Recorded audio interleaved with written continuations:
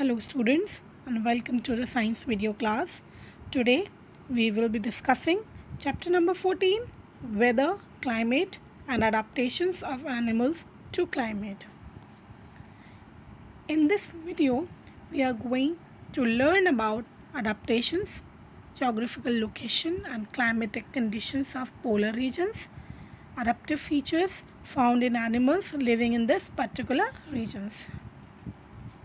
Now we should know what is the meaning of adaptation. The features and habit that enable animals to survive and live successfully in their surroundings are called adaptation. Animals living in different climatic regions show changes in their structure, behavior and even in their physiology so that they can withstand and survive the extremes of climatic conditions. Here, the word physiology refers to the basic life functions of the body such as respiration, nutrition, excretion, etc. Now, before moving to the adaptive features found in the animals living in the polar regions, we should know about the main regions of the earth based on climatic conditions. So, on the basis of climatic conditions, there are four main regions on the earth which are number 1 polar regions, number 2 tropical rainforest, number 3 temperate regions and number 4 is the desert regions. Now here I have shown all the regions in a map of world. So this map, as you can see here at the 0 degree latitude, equator is present. Equator divides the earth into two equal halves, northern hemisphere and southern hemisphere. Here the polar zones can be shown and the area which is near the North Pole and the South Pole is called the polar zones, and these are the polar regions which are colored by the pink color. And next to the polar region, which is the temperate zone, lies the temperate region and it is shown with the yellow color.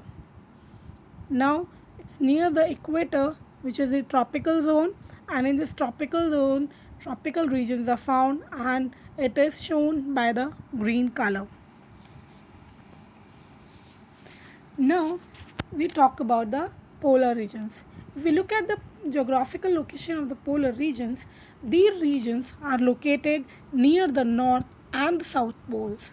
These includes countries like Canada, Greenland, Ireland, Norway, Sweden, Finland, Alaska and Siberia. And these regions, because they are far away from the equator at the poles and do not receive sunlight very directly, so here the temperature and the climatic condition is very harsh. They have harsh and cold climate. These regions remain often covered with snow for most part of the year.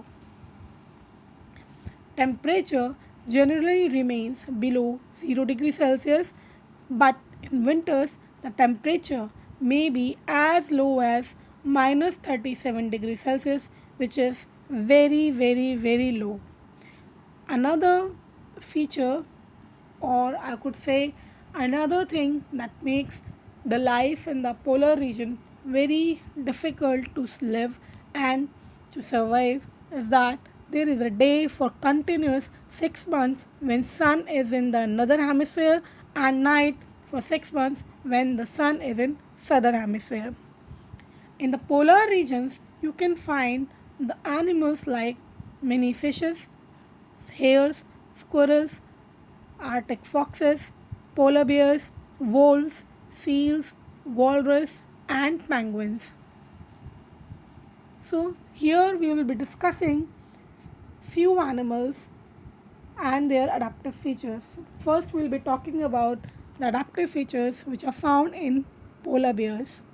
So polar bears have a thick white fur to protect them from the predators as the white fur matches with the surroundings, which makes it difficult to be detected by the predator.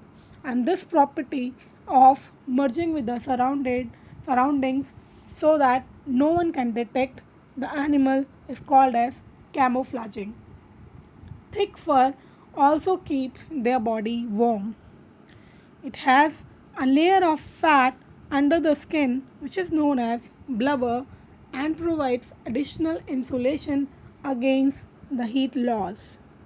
The wide and the large paws helps them to walk easily on the snow and in swimming. During winter, the polar bear goes for a long winter sleep which is called as hibernation in their den and live on stored body fat. Another feature that I want to add on is this: they have a very keen sense of smell that helps them to locate their enemy as well as their prey. Next, we will be talking about the adaptive features found in the penguins. Penguins can protect themselves by camouflaging as the white feathers on the belly helps them to merge with the snow. They also have a thick layer of fat to keep themselves warm in extreme winters. The streamlined body of penguins, the flattened flippers like wings, and the webbed feet make them a very good swimmer, and they can swim when the polar ice melts and the ponds are formed in the summer season to catch the fishes as they eat fishes as their food. Their body feathers are also waterproof, which protects them from biting cold. They they live in groups and huddle together. This makes them warm and prevents the heat loss. Now we will be talking about the migratory birds. But before we are going to discuss about the migratory birds, we should know what is migration. So migration is defined as a regular long distance movement of an animal to escape extreme climatic conditions at home ground. So to escape the extreme harsh conditions, these animals they just travel a long distance to reach the area where they could find the favorable conditions for their survival like food, shelter and a right temperature. Now, what are migratory birds? Birds living in polar regions migrate to warmer regions during winter and return when the summer sets in. So, they are called as migratory birds. Here, we are going to discuss two migratory birds. One of them is Siberian crane. Siberian crane belongs to the Siberian region of Russia. It comes from Siberia to Bharatpur Bird Sanctuary in Rajasthan, Sultanpur Bird Sanctuary in Haryana, and wetlands of northeast India when in Siberia there is winter. The temperature is very low in Siberia during the winters, so to escape that extreme cold climate, the bird moves to India. Second bird that we will be going to discuss about is the Arctic tern. Arctic tern travels about 35,200 kilometers a year. It rests at treeless Arctic tundra in summer and in winters move to Antarctica when there is summer. It returns to the same nest each year. So, thank you so much for watching this video, and in the next video we will be discussing about the adaptations found in the animals which are in temperate zone or in the tropical rainforest and in the desert region. So once again, thank you for watching the video.